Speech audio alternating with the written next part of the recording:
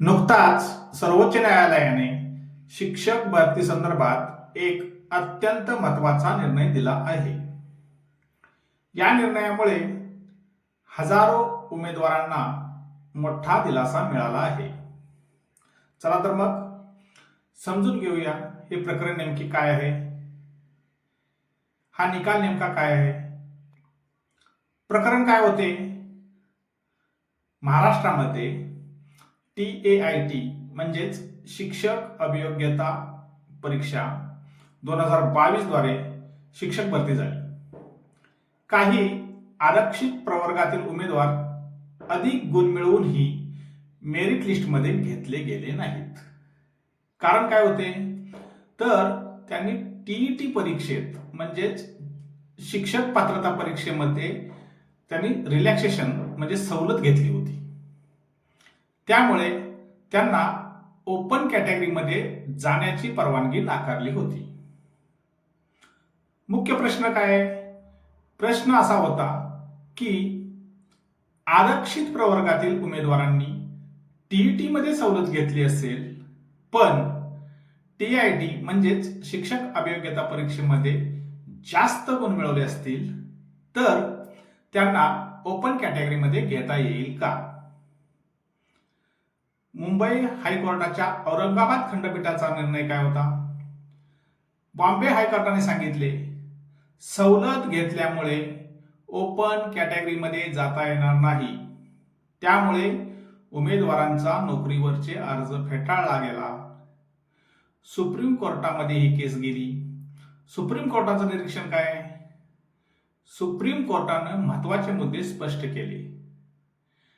TET ही फक्त पात्रता परीक्षा आहे. TET मध्ये दिलेली सवलत म्हणजे फक्त परीक्षेत बसण्याची संधी होती, अंतिम निवडीत फायदा नाही. अंतिम मेरिट TAIT म्हणजेच शिक्षक अभियोग्यता परीक्षेच्या गुणावर आधारित असते.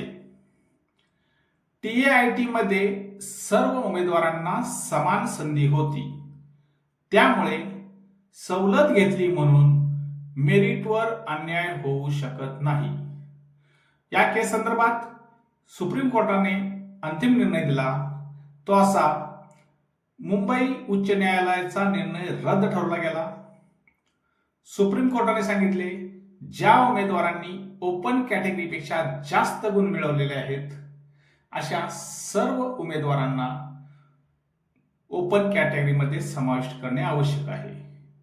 म्हणजेच मेरिट सर्वात महत्वाचे आहे. सुप्रीम कोर्टाने सरकारला आदेश दिलेला आहे की 2022च्या शिक्षक भरतीमध्ये जी लिस्ट तयार करण्यात आली ती लिस्ट नवीन तयार करा, पात्र उमेदवारांचा त्या लिस्टमध्ये समावेश करा, म्हणजेच मेरिट लिस्ट रिवाइज करा.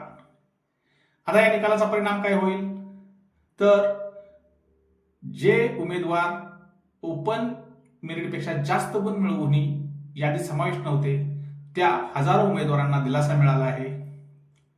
डबल बेनिफिटची संकल्पना चुकीची ठरली. म्हणजेच तुम्ही TET मध्ये सवलत घेतली, आता तुम्हाला TAIT मध्ये सवलत घेता येणार नाही, हे चुकीचं ठरलं आणि भविष्यातील भरती प्रक्रियेसाठी मोठा असा हा मार्गदर्शक निर्णय ठरलेला आहे.